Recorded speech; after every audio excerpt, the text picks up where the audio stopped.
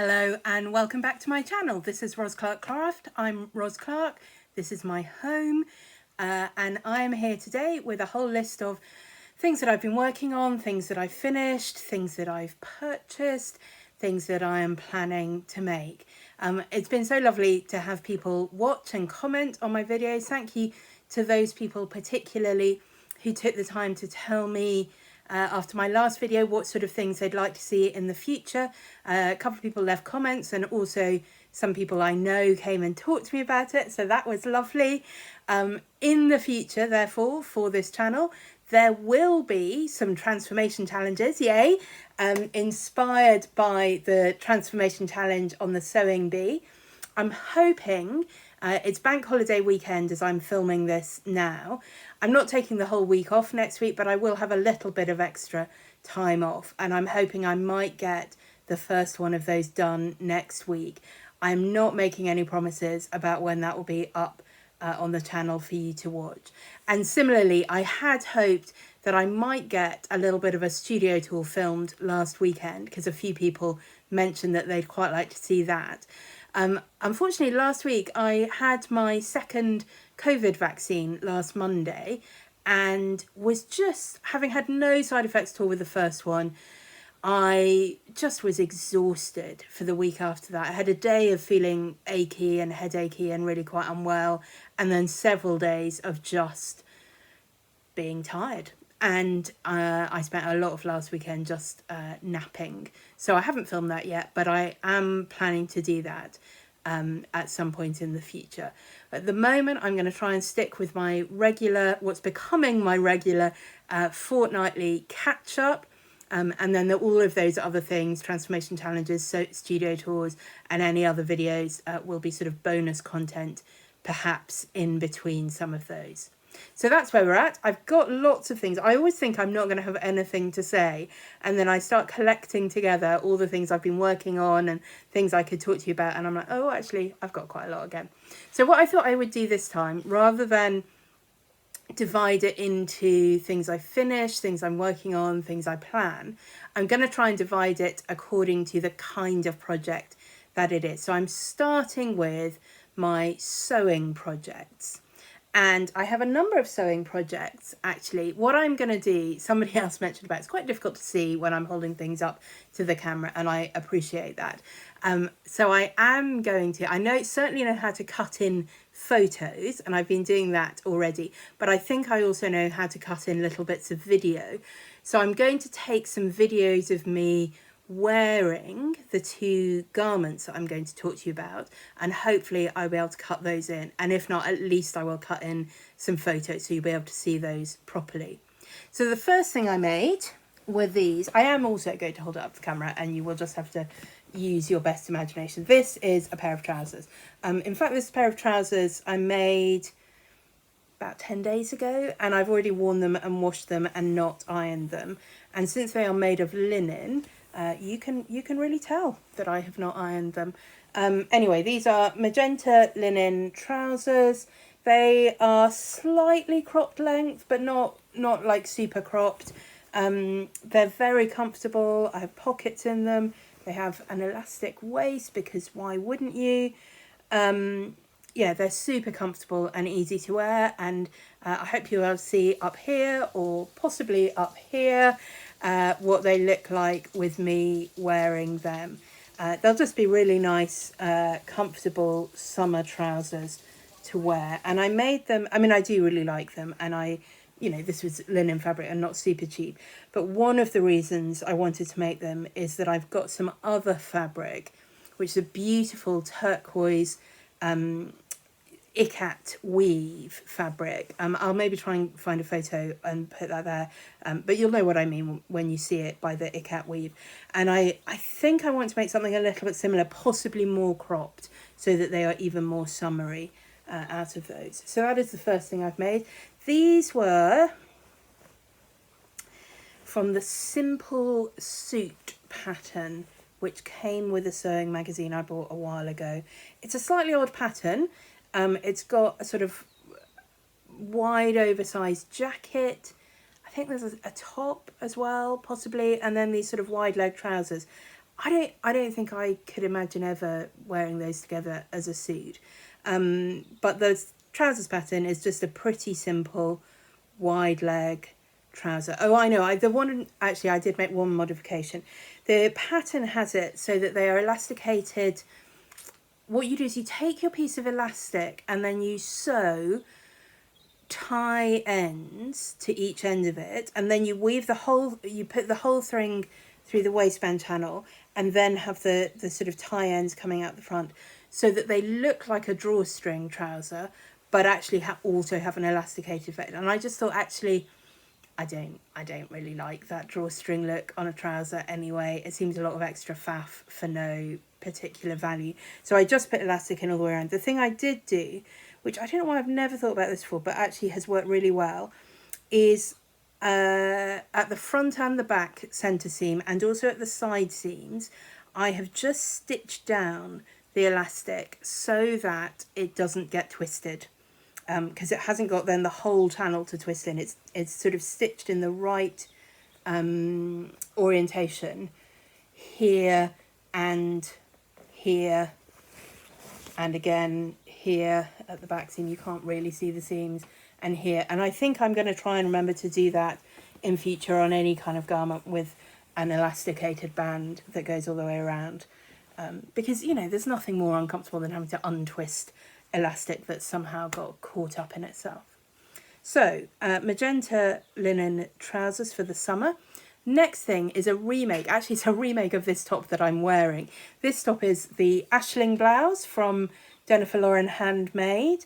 I made this because Facebook had been advertising to me for quite a while a garment that I really liked, but it was, you know, it was from some dodgy Chinese online website, and you just thought, A, it looks really dodgy, B, when it arrives it's not going to look like that and I'll be really disappointed. So it had this sort of I thought it had, when I was remembering, I thought it had this square neckline, and then this sort of loose but gathered elasticated cuff sleeves, and then I'll maybe show you on the another one I made, it's got a sort of ruffle band around the waist. Anyway, so I made this. The Ashling blouse is very similar to this, but I had to add the ruffle to the bottom, which is easy. And I was super pleased with it, and I came back and compared it with the original photo, and it turns out the original one actually had a scoop neck, not a square neck. I like this square neck. I am not sad that I did it, but on the next one I made, which again I will be showing you up here, or possibly up here, I did do a scoop neck, and again I'm going to show you while I'm talking about it as well, but hopefully you've been able to see me wearing this. In fact, this is inside out. Let me turn it around. So it's this beautiful blue fabric, and again it's spotty. I do seem to be all about the spotty fabric at the moment, but it's a much bigger spotty. Let me hold that up. That's, I think, the front. So you can see I've cut that scoop neckline and then obviously drafted a facing to match that, and I was really pleased. You can see how the spots goes right down the middle, and I hadn't really planned that very carefully, but it happened beautifully. And again, I've done the sort of ruffle on the bottom here, and the gathered, it's quite a loose gather, so it's not tight around your wrist, but if you want to push the sleeves up, the elastic will sort of kick in to hold it in place, which I really like. I like sleeves pushed up. It's a weird thing, isn't it, how we are all different. I find it really hard to watch people on YouTube doing writing or crafts or anything with sleeves that come down to here on their hands, and, you know, the kind that have like a thumb hole. I'm just like, I just want to push their sleeve up, and there's no reason why other people should have to push their sleeves up, but I like to be able to push my sleeves up a lot and have them out of the way. So that works really well for that. I do really love it. It's super comfortable. The fabric is absolutely beautiful. It's woven in. I'm going to hold this up a bit closer to the camera so that you can see. These spots are woven in, and if I turn it so you can see the backside, you can see where the ends of that are. And it's just a really gorgeous fabric. But as you can see, as I'm holding up like this, it's pretty see-through. So I had initially thought that what I would do was make a much deeper facing, or even just do a sort of second front piece and stitch that in. But I didn't have quite enough fabric, and also I did think the spots I think would show through and it would look quite odd, and I didn't have any plain fabric that would be suitable to line it.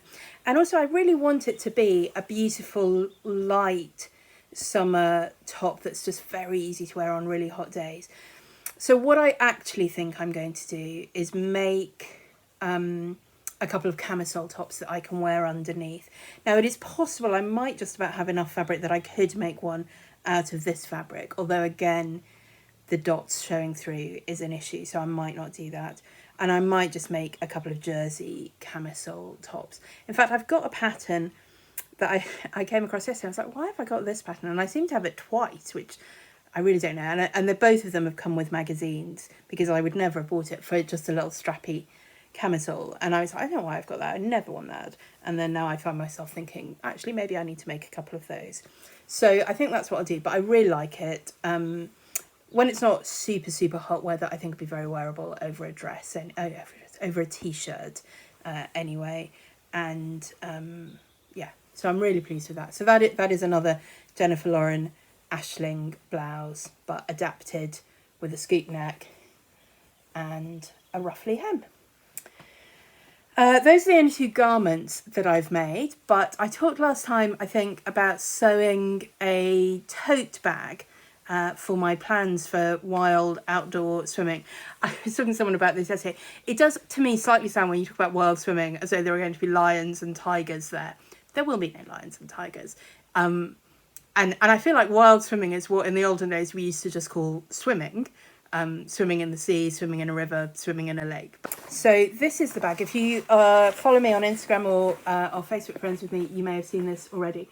Now, the thing I'm super pleased with this, I will again put in a photo or a video of me holding it so that you can see the whole thing properly.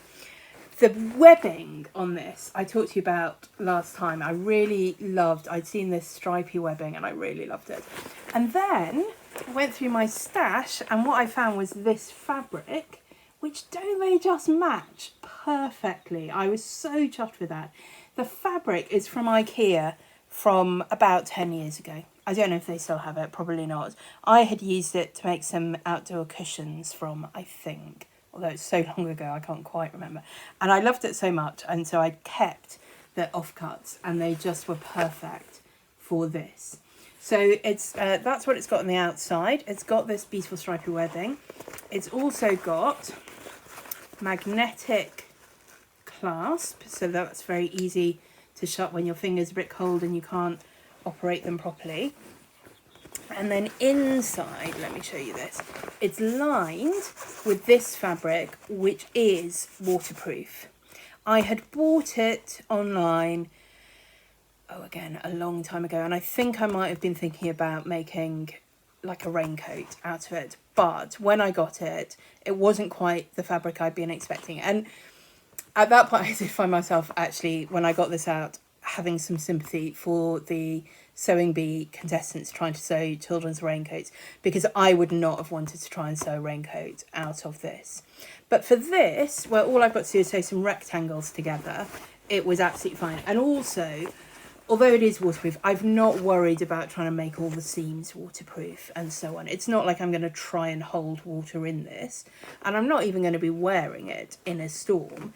It's just so that I can put my wet swimsuit or wetsuit or whatever in the bottom, my wet towels in it, without then the whole car getting wet as well.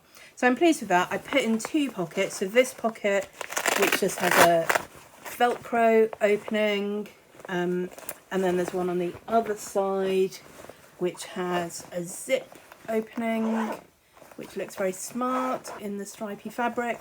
And then other than that, it's just got a square bottom. And the webbing goes all the way around. So I'm really pleased with that. It's a bit bigger than the pattern. I basically ignored the pattern. I don't really need a pattern to make a square tote bag, to be honest. I don't think the pockets were in the pattern. I just did my own thing. So, but I think actually getting the pattern just was the motivator to say, do you know what, you could just make this. And indeed I could. So it's very sturdy, it's very roomy, it's more or less waterproof, it's got pockets, it's got easy fastenings, and it's got beautiful handles. So I think that is going to be ideal. Two more things that I'm going to make for the swimming thing. I talked, I think, last time about the changing robe that I want to make with the poncho. I have now got some microfiber toweling fabric, so it's thin and light but very absorbent. I'm going to make that into a sort of robe that can be basically a lining for the poncho. And then I'm hoping there'll be enough left over to use with more of this waterproof fabric to make like a little, I want to say changing mat. Not obviously for changing nappies on, but something to stand on while getting changed when you're cold and wet and you don't really want to stand on the beach and you don't really want to get dirt or sand in your feet. So something that will be washable and comfortable to stand on and easy to fold up. So it won't be huge, it'll be maybe 1 metre square at most, maybe a bit smaller than that even, probably, but a little bit waterproof and a little bit cushioned. And then those two things. And then I think I'm just waiting for a date for the confidence building course. So I'm excited about that. Right, that is all the sewing I've done. I've got a couple of other sewing related things to talk about. So first, I think I said last time, I never do research when I buy sewing magazines, and it's really difficult because you can't see what patterns are in them. And then I came across a YouTuber who every month buys the 3 main sewing magazines in the UK and goes through on her channel what patterns you can get. So that's brilliant. I can't off the top of my head remember the name of her channel, but I will certainly find it again and put it in the notes below. Anyway, she was going through them for this last month, and one of those is Love Sewing magazine, and she mentioned this pattern. Now, you may be looking at that and thinking, Roz, really? 1950s underwear? Is that really what you're wanting? So this is a vintage Vogue pattern. So what they do is they take 1960 designers, so it's not 1950s, there you go. These are patterns from their archive that are reworked for modern body shapes and styles and so on. And this one they've, I think, extended the size range because I'm pretty sure Vogue patterns in 1960 did not come in sizes 6 to 22. Anyway, I am not probably ever going to make the bikini or the underwear or whatever. I think the pattern is designed that you could make these either as underwear. What does it say? Bra, shorts and cover up. There you go. So I think you could make it as a bikini, you could make it as underwear. But what I really like is this, and it's actually, you'll see, not a million miles away from the Ashling top that I'm wearing and that I showed you, but it's got this different kind of square neckband with then a gathered bodice to it and these sort of roll up sleeves. And I just thought, actually, I don't want to buy the whole magazine. Oh, and also these nice big pockets. I don't want to buy the whole magazine for this, but I'll just have a look and see, because often people buy these magazines and they really only want 1 or 2 of the patterns and then they'll sell the others on eBay. And so I bought this on eBay. It was £5 including postage, but that's half the price of the magazine and I get the pattern that I actually want. So that was that. Then I bought a little bit of fabric. I haven't bought loads of fabric, I just bought one piece of fabric, and it is this, and it is beautiful. It is a William Morris print, viscose, viscose, that's it, really. It's not a jersey, it's not thick enough to be a poplin, I don't know. Anyway, lightweight, viscose, very drapey, very lovely, not see-through, hopefully, I think that's right. Lovely to wear in the summer. I got this from Fabric Godmother, but I've seen it on sale in lots of online fabric shops in various colourways. This is the teal colourway. I think there's an orangey one and one that's maybe a bit bluer as well. And my plans for this, I think I bought 3 meters. maybe 2.5, are to make a summer dress. Now, I have 2 options for this, and I may need your help, although I may have already decided. I'm not sure. So the first one is this, which I talked about last time, which came in the sewing magazine that I did buy. And I'm thinking about this option, sort of knee-length-ish dress. I'll show you the... Oh, no, it hasn't got... No, it apparently doesn't have a line drawing. But anyway, there are 2 tiers that are gathered over under the sort of bodice. And then it's got a similar kind of gathered sleeve to this ashling sleeve that I showed you before. I don't know whether that's elasticated or just gathered in. But anyway, so that's one possibility. And then this is the other possibility. And I saw somebody, I was watching someone's YouTube video recently who just made this. And I looked at it and I really liked it. And then I was just like, I think I've got that pattern. And indeed, I do have this pattern. So it's a similar kind of thing. And actually, this one does have line drawing. So I'll move it in so you can see those. Again, it's got 2 tiered layers of gathered skirt. It's got a different sleeve. I don't love this sleeve. And I think I probably, if I did it, would do a sleeve more like that. But a very different neckline. So the Fiona dress, scooped neckline.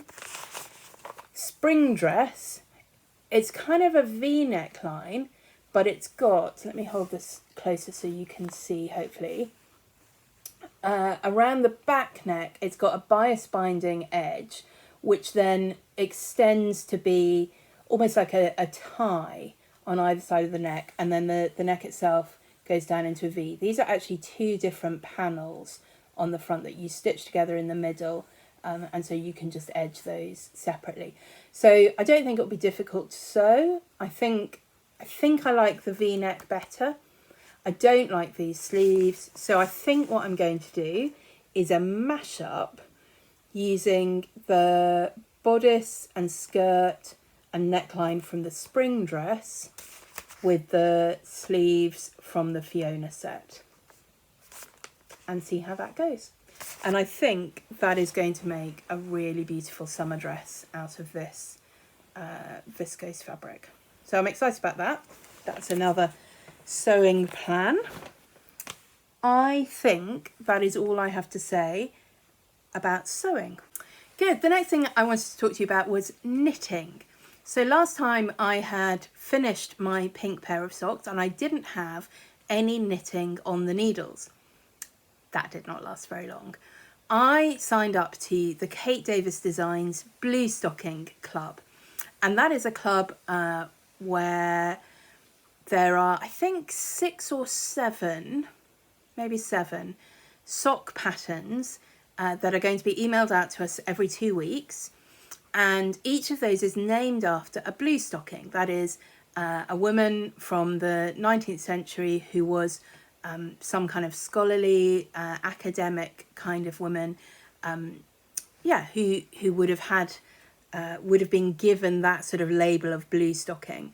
And so the patterns are named after these ladies, but also from Kate, because she is a historian. You also get a sort of introduction to the woman and what she did. There was a seminar this week, which I wasn't able to go to, but a seminar with a sort of historian of that blue stocking movement, explaining more about what it was and why it was so important.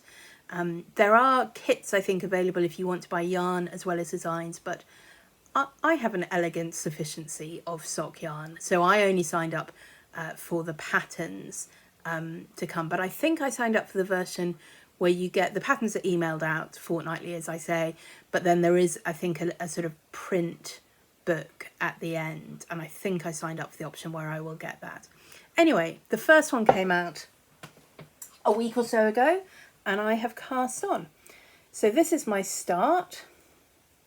It's a really nice, relatively simple to knit design. It's got these little patches of twisted rib that make it nice and stretchy, and then these little sections which have got a lace-ish pattern, but it's not a difficult lace pattern at all, and you just repeat those. It's a toe-up sock. I think they are all going to be toe-up socks, which are not my favourite, and I might on some of them reverse engineer it to do them cuff down. I did think about doing that on these and it would have been pretty straightforward, but I just thought, no, I'll give it a go because this is the first one. Yeah, I'm not really looking forward to doing the toe up on the second sock, so I might do the second sock cuff down and see how that goes. But anyway, there we go. I'm quite a long way through the foot. I've got about another inch or so to go before I start doing shaping for the heel.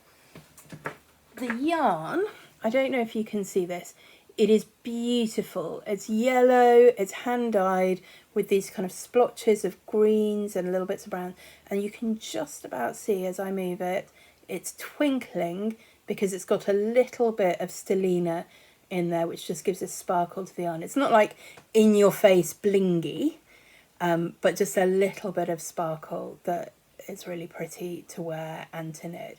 So I'm enjoying knitting those. I just got the next pattern came through in the Sock Madness competition.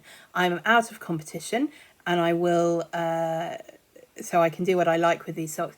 I haven't knitted the last couple of rounds because they've been patterns that are just incredibly complicated for the sake of being complicated, and the end results haven't been things that I've thought I really need to own those socks. But anyway, this latest one has come out and I really like it. It's really pretty. It's got a similar, actually, kind of cabley, lacy travelling stitch design that will be relatively straightforward to knit. And then it's got on the legs, I'll put a photo in so you can see it. It's got a bit where you knit and there is sort of flat patches of stocking stitch, which you then go back in after you finish the sock and embroider roses on. And I think that they will be super cute. So I am planning to knit those as well. But I'm enjoying working through the blue stocking socks. A pattern every 2 weeks. 2 weeks is about, if I'm really knitting, 2 weeks is a nice time for me to finish a pair of socks. I'm doing a lot of other things than just knitting at the moment. So I may well not be doing a pair every 2 weeks. But we'll see. But it's been nice to have those on the needles. A pair of socks, just a really nice project to be able to do in a meeting or take with me somewhere. You know, it's very portable. Generally, I like to have the kind of socks where you can remember the pattern, so I'm not always having to check what I'm doing. So I do like to have socks on the go, and those are there. I have not bought any yarn at all in the last 2 weeks. How about that? This is also the section where I might tell you about any crochet that I have done. My blanket is sitting there, I can see it's right here in front of me, looking at me reproachfully. I haven't really done any. I think what I'm going to do, I think I'm at the stage now where I've got 8 or 9 rows left. I'm going to try to do 2 rows a week and then it'll be done. I'd love to have it done by the end of June. So I won't necessarily show it to you in my next video. My goal is that the next time I show you, it will be finished and you'll be able to see the whole thing in all its glory. We'll see how that goes. What I have been doing a lot of is stitching. So last time I showed you the very beginning of a new cross stitch piece and ta-da! That is now finished and made up into a finished thing and finished. I enjoyed making this so much. I enjoyed the stitching. It's really fun doing monochromatic stitching. You're not having to change colours, you're not having to faff around and count complicatedly, you can just stitch it. So I finished the cross stitch. I then used my sewing machine just to do a straightforward zigzag stitch onto this polka dot fabric. I'm going to talk to you about polka dot in a minute. Anyway, onto this polka dot fabric and then cut away the edge of that. I used some foam board to stick it onto, so I glued down the polka dot fabric onto the back and then cut a second piece and glued it over the top. The thing I like about foam board is it's really easy to pin into, so while the glue was drying I was able to pin the fabric in place. For some reason I just couldn't get the glue to stick down the rickrack, and I wanted to use the rickrack because I love how it looks. You get these kind of scallops around the edge.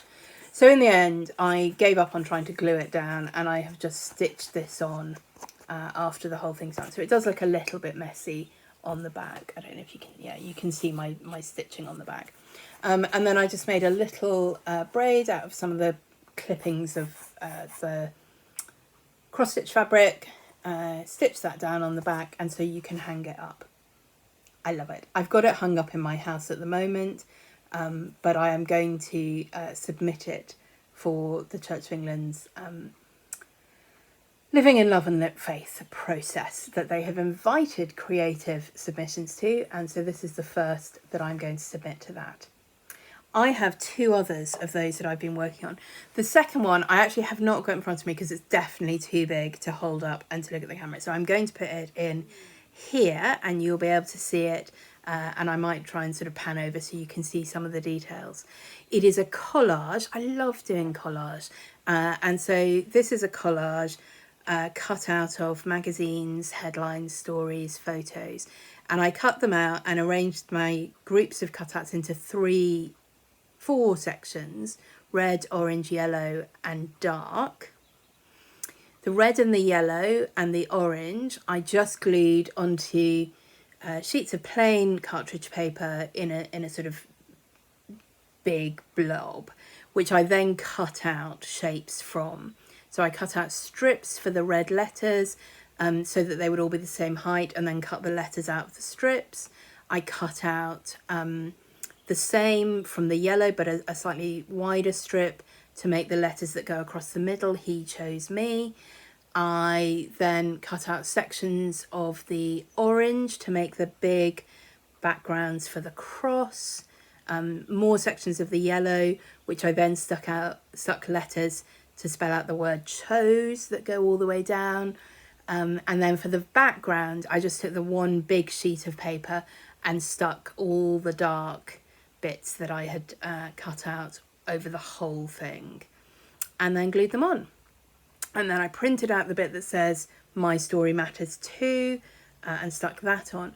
And then the last thing that I did is I went over the edges around all the letters and some of the shapes where I've stuck things on with my Stabilo woodies. Let me just get those and show you. They're just here. Okay, so this is a green one. I did not use green on the thing. I used the black one, the red one and the orange one, I think. So these are big chunky crayons. They would be ideal for small children. In fact, I think probably they are made for small children. They're called Woody 3-in-1, and I'm not sure I quite remember what the 3 things are. But anyway, you can use them as a wax crayon just for colouring it in, and they're really nice and soft for that. But you can also use them almost like a watercolour pencil. So you colour the thing and then you get your watercolour brush and it will dissolve into that and give you a sort of painterly effect. And what I did with them on the collage, I didn't want to put water on because I'd used water-soluble glue and I just thought it'll all fall apart.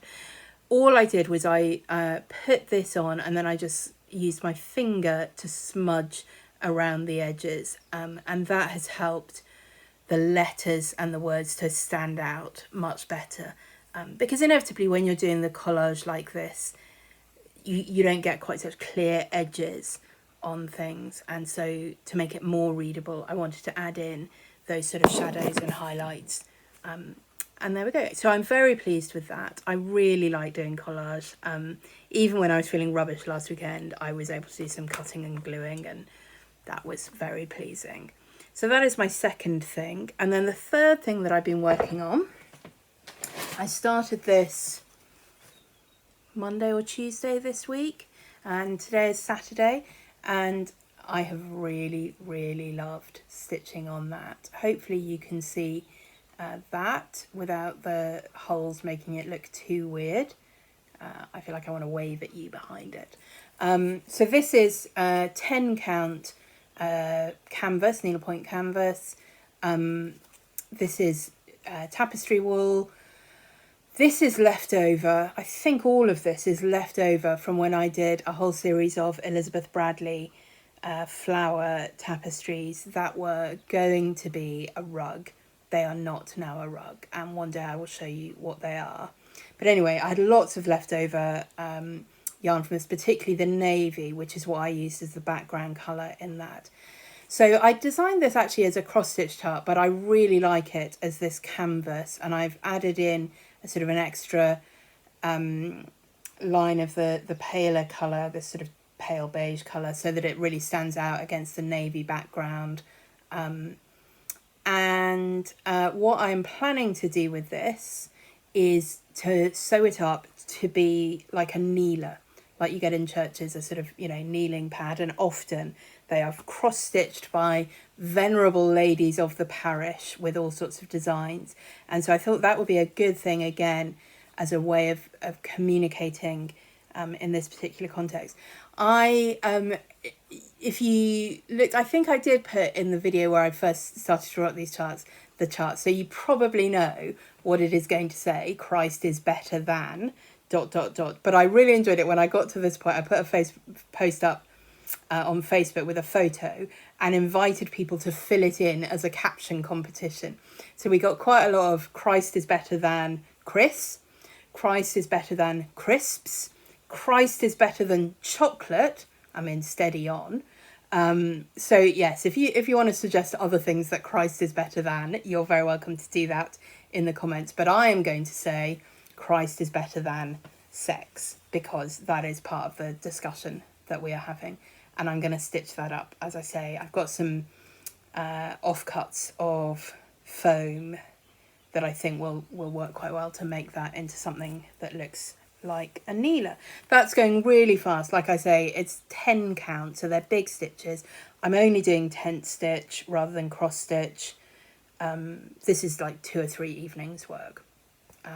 So I'm enjoying that and hope that will be finished quite soon. Last section, things to show you. In fact, actually, the banner should have come in this section because that was not stitching. There is no stitching on the banner. But anyway, there we go. So this is the sort of art section. And this is what I made in my art class yesterday. So I'm really pleased with this because this is not my favourite medium. And in my art class, we do a whole lot of different techniques. So it's fine because you try lots of stuff. You find out that some things you thought you wouldn't enjoy, you really enjoy, like collage. Other things you think you might really enjoy, and then you try them and you're like, actually, that's not really my thing. And this is air drying clay, which I thought was going to be really my thing. But I'm not good at this sort of, I don't know, I'm just not good at it. I've made some air dry clay things in the past and I've been like, that's rubbish. So I was actually surprisingly pleased with how this came out. So last week we made these sort of leaf shapes. We put texture into them. You can see some of these are like pen ends and sticks and all sorts of things. I had some lace that I brought. I'm going to hold that so you can see more of that detail. This is the sort of lace pattern pressed into it. I don't know that any of you will guess what I used to make this kind of pattern, and it's the same as this pattern here. That is from a plastic toy of a lion that I used its paw print to make that design. This was some fabric pressed into it, and then I made these bigger holes by sort of I can't describe, but anyway, just the end of a stick, and then poked little holes in so it looked like buttons.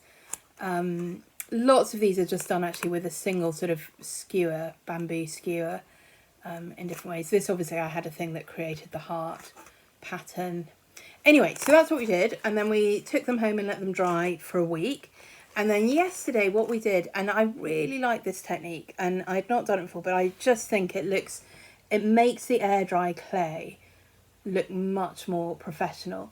So what we did was we used just acrylic paint, and I used one pink and one dark red and lots of white to make different shades of pink. And then we took sponges that pressed the paint into the design. So what you want to do is get the paint right into all the valleys of your texture. And then using a baby wipe, you can rub off the paint that's still on the surface. And you can choose to rub almost all of it off, like on this one, where it's almost white again. Or you can choose to rub just some of it off. And so you can see here, I've got really dark paint in the shadows, and then I've still got quite a lot of the paler paint on the surface. Yeah, I really love that technique. I just think it makes it look much more like a real ceramic, just with the air dry clay.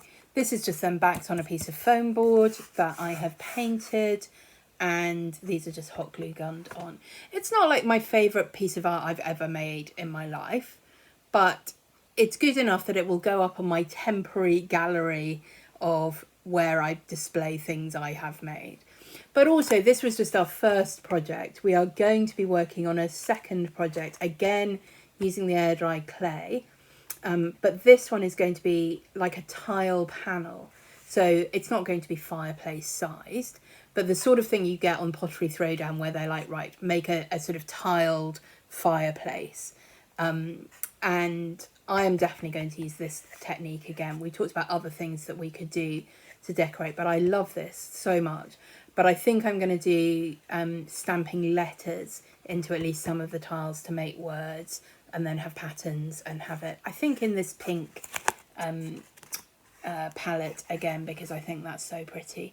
But you won't see the background through it in the same way. There will be rectangular tiles, I think mine, and they will butt up against each other. And I might even try and do a sort of faux grouting between them.